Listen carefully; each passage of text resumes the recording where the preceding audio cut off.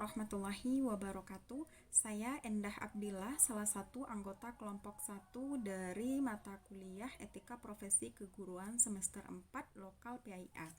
Nah, pada kesempatan kali ini saya akan menjelaskan materi dari kelompok kami. Materi yang akan saya jelaskan itu adalah poin pertama dan poin kedua. Poin pertama adalah tentang pengertian etika, profesi, dan guru. Nah, langsung saja.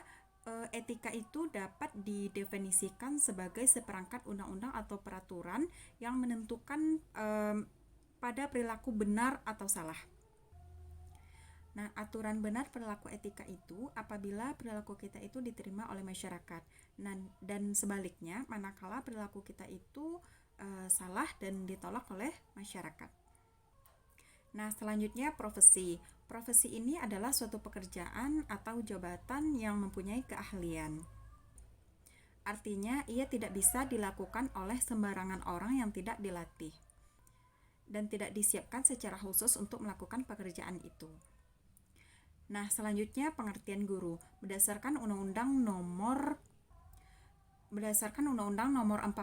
Tahun 2005, guru merupakan pendidik profesional dengan tugas utama itu mendidik, kemudian mengajar, melatih, menilai, dan mengevaluasi peserta didik pada pendidikan usia dini, jalur pendidikan formal, pendidikan dasar, dan pendidikan menengah.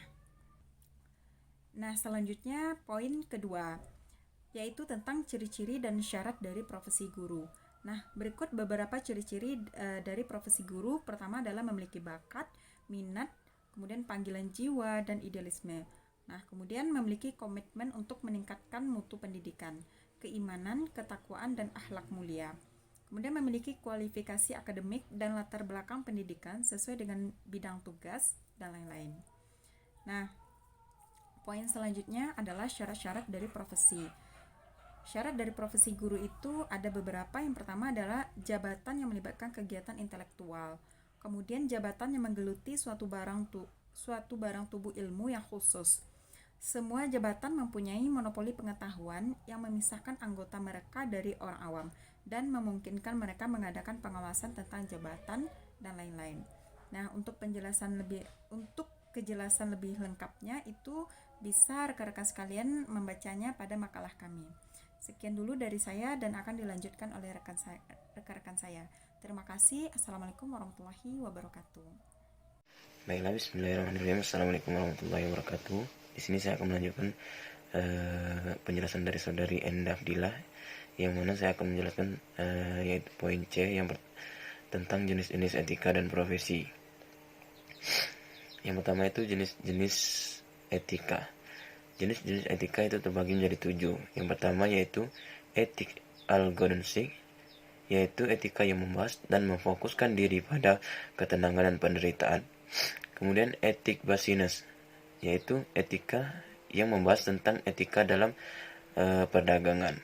Kemudian etik educational, yaitu etika yang membahas tentang etika dalam pendidikan. Kemudian etika hedonistik, yaitu etika yang membahas tentang etika kesenangan, sama dengan etika algodonsik.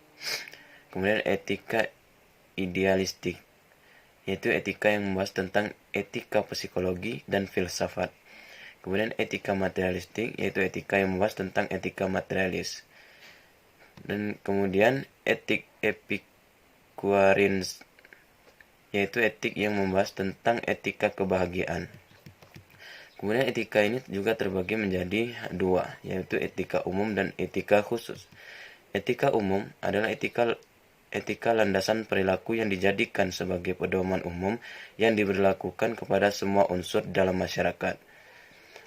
Sedangkan etika khusus yaitu etika yang khusus diberlakukan pada satu individu saja, yang disebut sebagai etika individu, yaitu menyangkut etika terhadap diri sendiri, perilaku etika yang semestinya dilakukan oleh individu yang bersangkutan terhadap diri sendiri. Kemudian sosial atau menjaga kesehatan diri sendiri dengan minum vitamin. Kemudian sosial atau masyarakat, yaitu etika yang menyangkut kepentingan antar sesama manusia, menyangkut kepentingan orang lain karena berinteraksi dengan orang lain.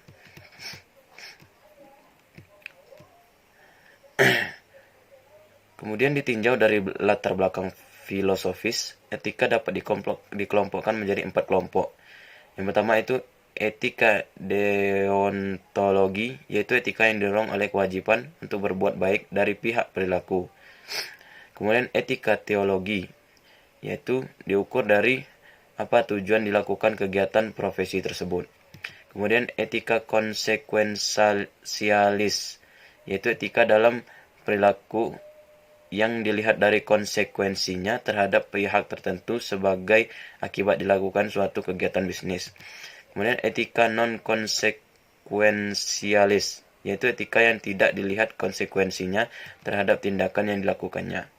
Kemudian selanjutnya jenis-jenis profesi. Jenis-jenis profesi itu terbagi menjadi 6. Yang pertama itu profesi bidang hukum. Profesi bidang hukum ini bertujuan untuk menegakkan hukum dan keadilan di kehidupan bermasyarakat, seperti contohnya polisi, notaris, pengacara, hakim, dan jaksa. Kemudian profesi bidang kesehatan, seperti dokter, perawat, bidan, apoteker, dan lain-lain. Kemudian profesi bidang pendidikan, yaitu guru, dosen, tutor, ataupun konselor. Kemudian profesi bidang keuangan, contohnya konsultan keuangan, pembukuan dan audit, dan akuntan. Kemudian profesi bidang militer, seperti militer profesional, militer praetorian, militer revolusioner profesional. Kemudian profesi bidang teknik, seperti teknik sipil, profesi bidang teknik informatika, kemudian profesi bidang teknik mesin, profesi bidang teknik industri, dan profesi bidang teknik elektro. Mungkin sekian dari saya, penjelasan dari saya. Mungkin dilanjutkan oleh rekan saya selanjutnya. Sekian, terima kasih. Wassalamualaikum warahmatullahi wabarakatuh. Baiklah, selanjutnya yaitu tentang fungsi etika dan profesi. Di sini kita lihat yang pertama yaitu etika berfungsi sebagai azas yang menjiwai norma-norma dalam kehidupan. Di sini yang dimaksud yaitu sebagai fondasi atau landasan yang akan dijadikan sebagai acuan manusia dalam menjalankan kehidupannya sehari-hari. Yang kedua yaitu memberikan penilaian terhadap corak perbuatan manusia. Nah, di sini etika juga dapat memberikan penilaian terhadap perbuatan manusia. Apakah kita memiliki etika baik itu buruk ataupun baik. Selanjutnya yaitu sebagai self control. Di sini etika juga dapat mengontrol bagaimana perbuatan manusia tersebut dan serta sebagai rambu-rambu seseorang dalam berbuat sesuatu. Bagaimana nanti etika ini akan sebagai pengontrol dalam perbuatan manusia. Selanjutnya itu etika ini juga sebagai konseptor terhadap sejumlah perilaku yang dilaksanakan oleh manusia.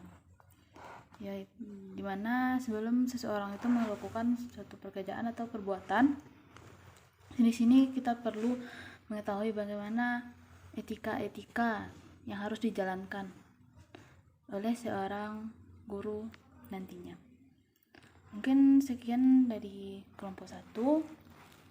Assalamualaikum warahmatullahi